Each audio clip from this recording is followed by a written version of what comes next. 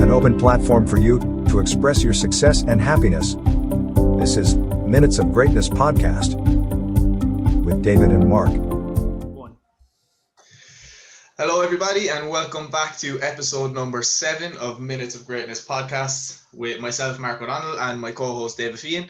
So for today's episode, we have a very special guest, Laura O'Connell.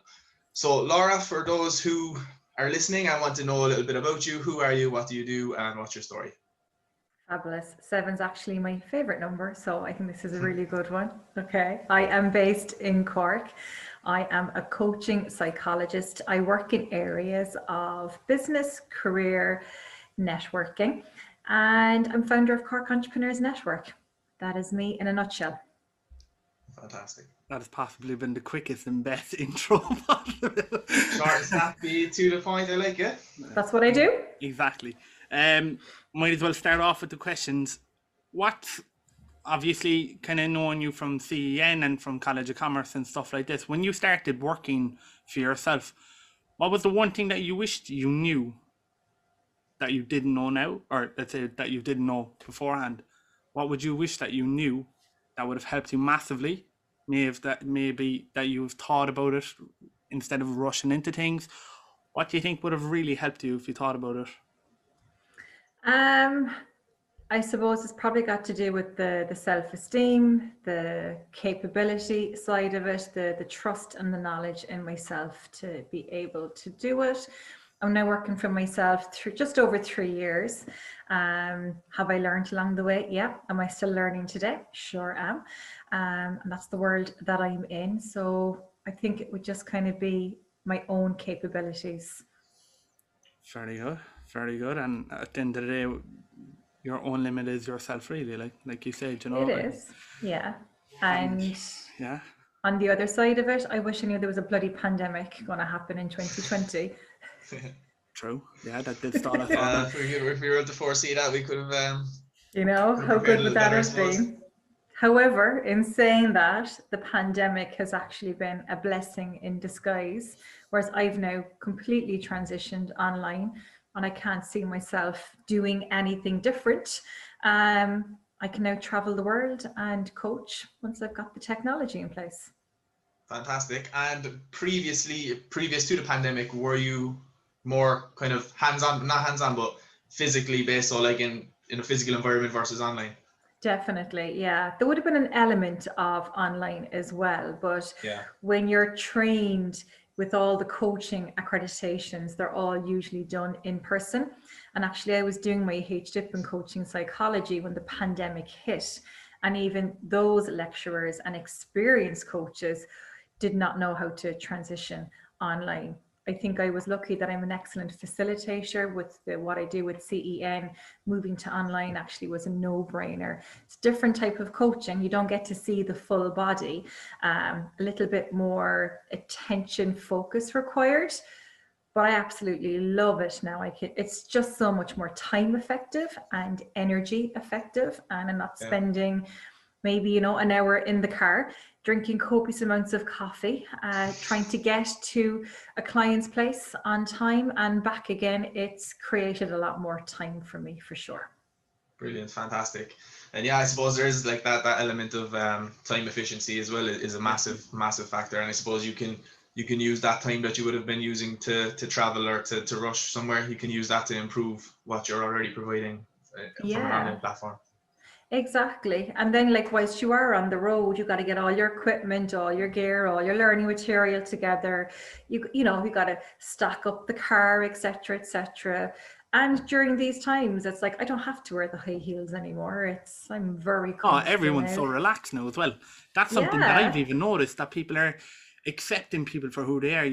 No one's really kind of covering themselves up anymore, and there's no Louboutins and all that stuff anymore. So I think it's after giving a great sense of relaxation in some way as well to people, and that to me has kind of eased some bit of the anxiety, kind of going back to work and things opening up. So it sure does, yeah. I mean, can you two see yourself wearing high heels again? Not in the near future anyway. Maybe. Unless it's for a charity event, but other than that, no, I'm wearing my sandals. So yeah. just another question. If someone wanted to pursue kind of going into the area of business that you were in, Laura, what advice would you give them? Research, qualifications, along with experience. When you're in the coaching industry, to stand out in that industry and to be really at your A game, there's continual and constant learning. So I'm spending 10 to 15 grand a year on my constant qualifications, more experience, trying out other areas in coaching. So that would be my recommendation. Don't go off, do a short weekend course and then call yourself a coach and all of that. There's, because that is really, I call it the pandemic pest syndrome, kind of what happened in a lot of industries. And you don't coach back to back either, because there's research and planning and organization should be going into every client. So that would be kind of, that would be my research. And network, of course. It has to be networking 100%. As well. Of course. And the plug as well.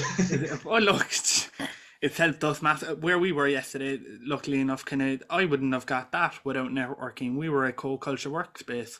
And Andrew, I'm not joking, has the advice that he gave us. We were sitting down at the desk today and we were there just saying, why have we not ever thought of this? So he's kind of changed the whole direction of us just being a podcast. And obviously I don't want to be saying stuff until it happens, but now kind of broadening the horizon of this, and then both of us kind of have our own jobs included and then working in the planet as well. So we've tried to soak up as much information as possible that we did yesterday, but it's brilliant that I've been lucky enough to go to CEN and learn as much attributes and skills from other people and their knowledge and their stories, that it's helped me. I've been able to go to Mark and say stuff to him where he's able to kind of pick stuff up, and just stuff you would love to have thought about but you never do, so it's a massive help to me, and a lot of other people that I know as well, that being a part of it, it's a circle that that you can trust people as well in the same similar line, and if you're stuck with anything, I could text you, I could text anyone and be confident enough to know that there's someone at the other side that does want to help you. It's I don't know, it's after helping me massively as well, even as a person, to accept my failures and move on and learn from them and stuff like that. So thank you as well for all the help that you've done that ways. Not for you to get a big head now, obviously, but the screen is only, this wide and this, but no, just you've done all the work. And as I said to yourself, well, number one, it's going to take time to build up quality, strategic relationships, partnerships, and all of that. And if you've got someone like myself, with not giving myself any ego here, and you've mentioned Andrew, I mean, you're winning with people like that in your corner, and that's what it's, but it can take somebody years to go and find those key people. There's a lot of noise, there's a lot of cowboys out there, and you've already heard me talk about the pandemic pests as well. It's a lot of people claiming to be, and actually what's behind them, what's the substance. And everything that I've said to you, suggested, so I never tell someone what to do, I'll only make suggestions. You've been so open-minded and willing to explore, and it's, it's perfectly okay. You have to make mistakes in business. Well, 100%. You have 100%. To, yeah. And you have to accept it as well, if that makes sense. You can't have a guilty conscience or think negatively on it, no matter how much of a fail that you have. There's definitely something that you can come away with learning from it. It's the learning curve. Exactly. Yeah, absolutely. Yeah, absolutely. And that's the value of it. We talk about failures, we talk about mistakes. Actually, they're so important. If it wasn't for my setbacks, I wouldn't be where I am today either. So they're vital. Yeah, absolutely. Speaking of setbacks, Laura, has there? Well, I presume there has been. It's in every person. But would you like to discuss any of your setbacks with us and how that may have helped venture you in a better direction? Yeah, I suppose I've had many obstacles. I've just been one of those unlucky, misfortunate people. 5 years ago, it took me out of my corporate world, corporate job. I got a virus in the brain, huge setback, because that meant I wasn't able to work at the managerial roles that I was, had progressed. Again, I was continuously doing degrees. I was continuously hands-on managing. So that was an 18 months to 24-month recovery. It was tooth and nail in hospital, fighting for my life, and literally being bedridden or on the couch for the first 6-9 months of that first year. The challenge there was for somebody who was continuously on the go, burning the candle at both ends. I worked hard, I played hard, I'm a lone parent. That was I think mentally, that was actually the hardest part, was that recovery. And learning then to actually, I need patience with myself. I must rest, I need to recover.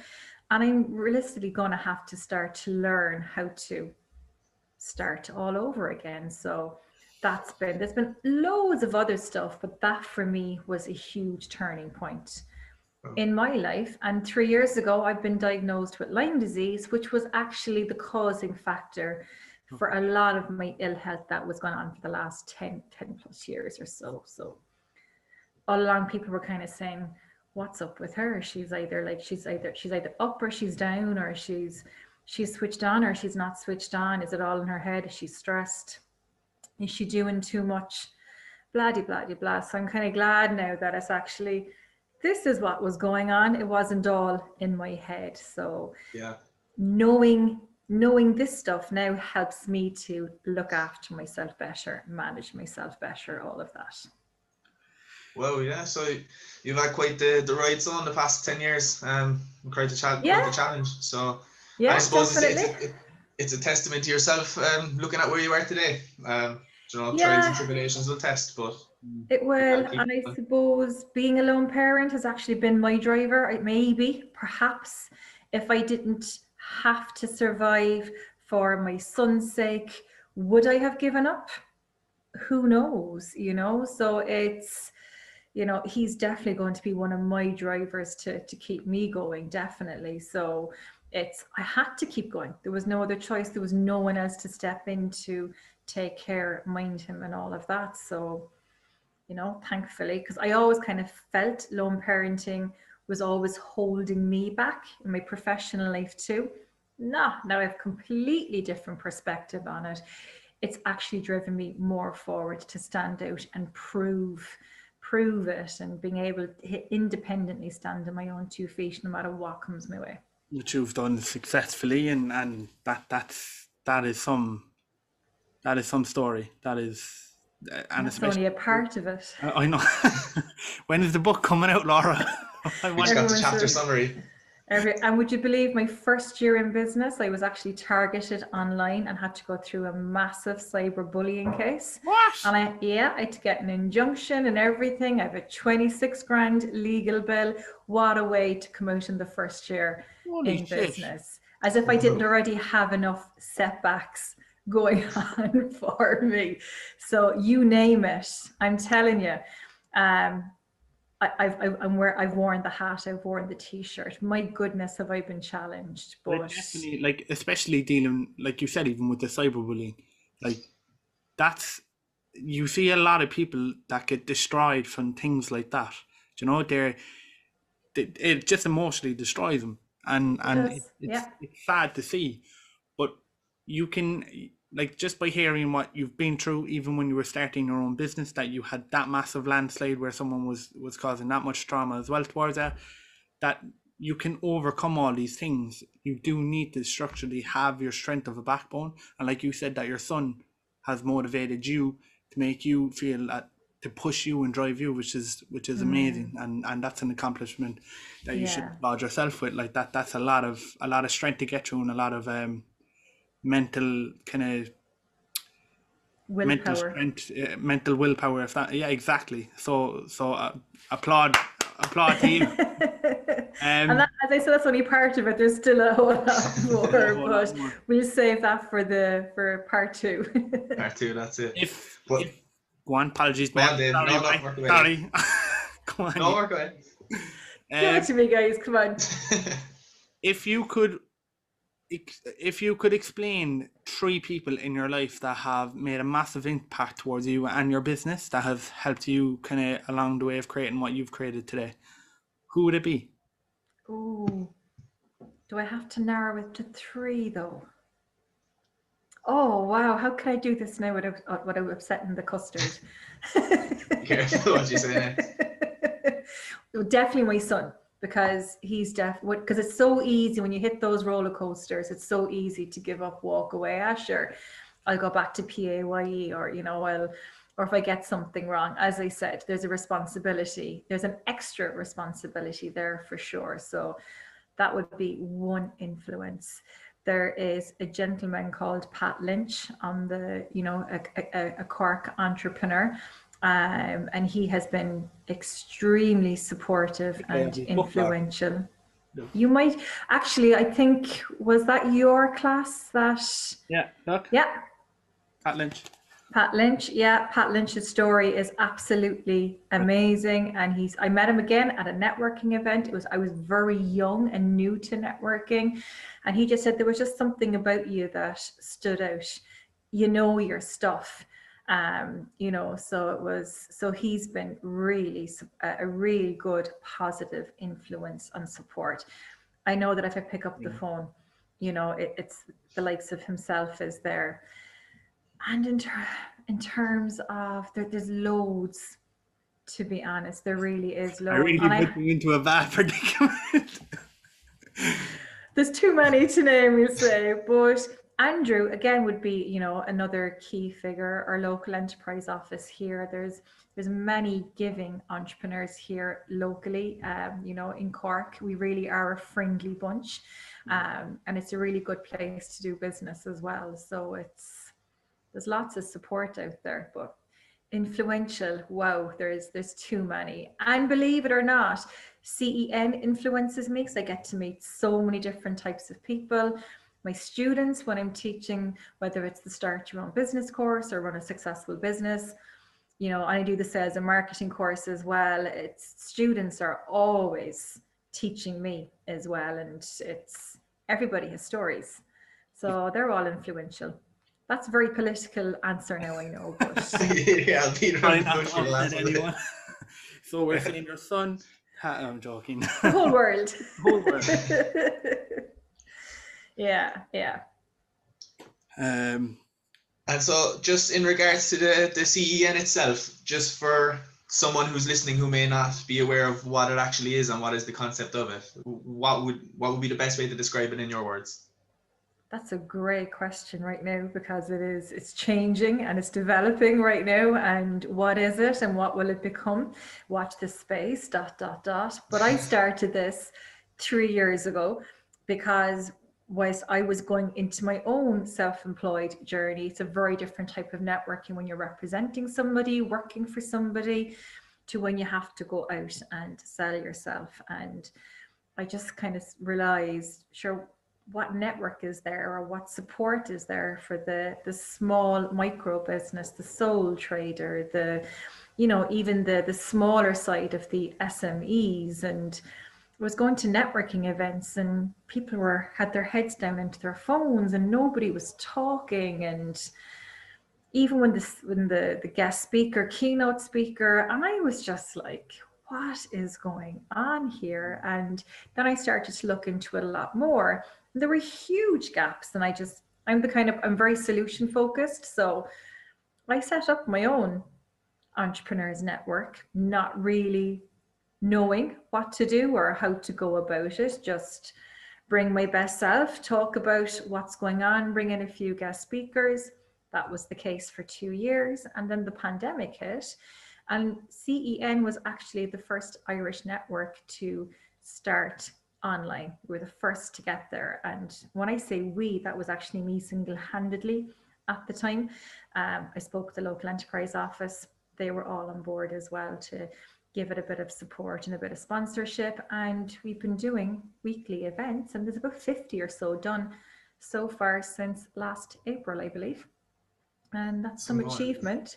Yeah, so it's really about collaborating, supporting, sharing, connecting, and just being some sort of a community for the smaller type person. And even pre-COVID, I was always harping on about the value of micro enterprises, the value of the small business owner or the small sole trader. And during the pandemic, actually, we were actually what was kept feeding the local economy and keeping it going. So, you know, it's a credit to all of those who work the 60 to 80 hours.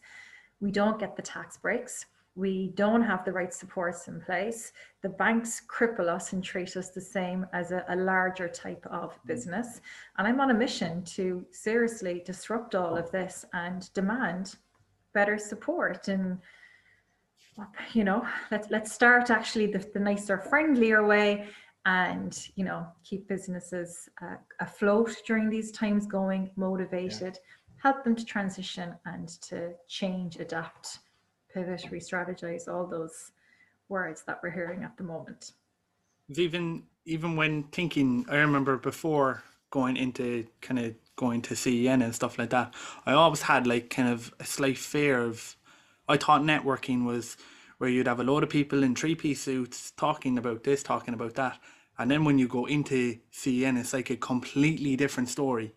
Like you're welcomed with open hands. You're the first time you're there, you're going to learn something. Every single day, you're going to learn something when you're there. And you kind of, like, I know who I was talking to. I think it was Aideen Looney. She was like, you're always looking forward to going and waiting for that Wednesday to come to actually go and join the session, if that makes sense. Ah, geez, get a life, people. Joking. But like, it was always something that you were looking forward to, because it was a very positive environment where you were still learning. Brilliant. Stuff. You were still learning stuff from your failures. You might have said, oh shit, I'm not doing that right. But like, at least you're taking that into positive criticism and you're trying to reflect and change it. So yeah, can't wait for Wednesday. It's a very constructive place to be, because it can be very lonely. And, you know, as I said, when the supports are lacking, where do you go? Who can you connect with? And we're all on the same path.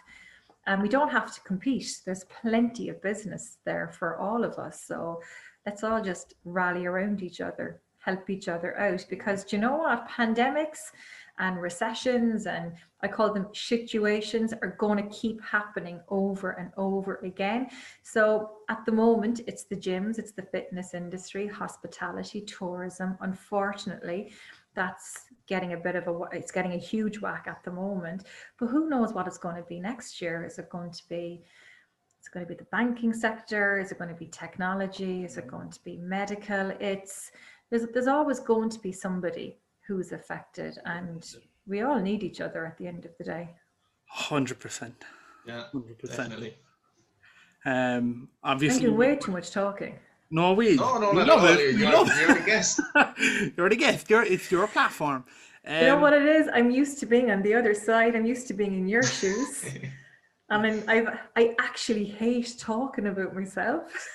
But that's like the whole aim of our podcast is to let guests kind of fill us in on how they got to where they are and who they are and stuff. So the more talking, the better. It would be worse if we were trying to drag the words out of your mouth, like, you know. I'm just not, because obviously in coaching, it's all listening. The client, the coachee does all the talking, or most of the talking. And as I said, if I'm doing the lives, or if I'm doing, I never get to talk, actually. So it just feels so weird. My face hurts. So much. Obviously, we don't want to be taking too much of your time. It's just a few more questions, but like, one of the ones that I kind of like asking, and it's a very difficult question to ask. If you were in myself or Mark's shoes, I'm 11, or I'm a 12. I think he's a 12 as well. Jeepers, I'm only a size 5. So if you were a podcaster, or if you, let's just say we owned a business shop, we sold fruit, right? What would you be doing that we wouldn't be doing? What would I be doing Let me that scrap you're that. not doing? Let's talk about the podcast, all right? So if for the podcast, what would you be doing that right now that we're not doing, or we're not focusing on enough, if you were to do a podcast? If I was to do a podcast, you see, it's going to be very hard not to ask you questions, because that's the motive that I tend to go in. So how often are you podcasting? Twice a week. Twice a week. So you've done 7, yeah? Yeah. This is number 7. What's the plan moving forward? Oh shit, that question again, Mark, remember. So our plan was to be able to broadcast around not just Ireland, but globally, where we would be able to educate people that were coming from fifth year, even in university, where they'd be able to go onto YouTube or Spotify and find someone that we've interviewed from their industry, learn from that. So if global is your objective, what are you doing right now to target global? Get global get guests that are globally that would have, let's say, so we're targeting people that would be outside of Ireland. Okay, brilliant. That's really good. Yeah, once they're well connected, they're good, they're energetic, they're authentic. And the next thing that you've asked me is get some branding behind you. Nice. Very true. Yeah. Becky, I never thought of doing that. See, you're always learning. You're always learning. That's it. You learn something new every day. I tell it every day. Every day. And so you're saying that putting a background would massively help with even advertising. Well, yeah, it would, obviously. Yeah. What am I talking about? It's that consistent branding visibility that, continually shows up. So if you are going to do a podcast and you do want to go globally, look at other global podcasters. They all have, even if it needs to be a virtual background for now, a lot of people go off and spend money on all of that, but try that out. Very true. Nice. Or even have your logos, in that kind of stuff. They just add a little bit of, they've got that quality. It looks better as well. It's aesthetically pleasing and stuff like that. But yeah, fuck it. Do you know what? That's it. So we're grand. We're good. So, but obviously, thank you so much for coming on as well, Laura. And you're very welcome. The invoice, I'll email you the invoice there now shortly. No bother. He's also our accountant, Mark, so he'll deal with all that as well. So fabulous. It's brilliant. I only have your email address though, David. Unlucky then. I thought. But thank you so much. Just kind of for anyone that wanted to connect with you and stuff like that, where would they find you? Yeah, my website, lauraoconnell.ie, very simple website. You'll also LinkedIn. I'm very active on LinkedIn, and I'm getting much better at Instagram. I am on Twitter, I am on Facebook, but am I actually there? Not really. So my website, LinkedIn, and what did I say? Instagram. Hello. You're an influencer now at this stage, we share with friends and you get sponsorship. Copy roasted. This podcast is sponsored by Laura O'Connell. Yeah. Happy days, yeah. And I don't have a huge following, so it just goes to show, people are concentrating on likes and followers, and yes, it's helpful, but that's not why Velo Coffee Roasters have gifted me a load of coffee to keep me going for my Instagram lives. There's something else about there. The people that are following. If someone has a small following, I think it was Mark that told me that sometimes it's better when you're having a smaller following, because it's not false followers. You know how usually you can get like weird kind of followings, but it's people that most likely do want to listen to you, that they are attracted to your page, and that they do find somewhat entertaining. So like you can get a hell of amount of stuff from, let's say, even 200 followers and stuff like that. I think people definitely focused a lot on how many followers you have, and the whole point of that. And I actually don't think the Instagram algorithm deals with follows as much as it is with shares, or what is it, reels and saving photos, isn't it? The save the save function seems to be what's working there at the moment. But look, majority, all the platforms are more or less the same. Yeah. And as I said, you could have 10,000 followers, but how many are actually engaging? Yeah, you know, and engagement is key. And we need to keep reminding ourselves of, if you are going to be on these platforms, you have a responsibility to engage. And David, you have this down to a fine art. You're continually engaging. So therefore you are building quality relationships, connections, following from that, and that will aid you better in the long run. Absolutely. Very much. Not to get a big head. Oh, Dave is a big head now. Now I'm blushing. But, and I said this as well yesterday at CEN, it's kind of, you know, in the last week, how many times have you shared that? And it doesn't go unnoticed. So, you know, that's engagement. Yeah. But look, like you said, it's just helping someone out and stuff like that.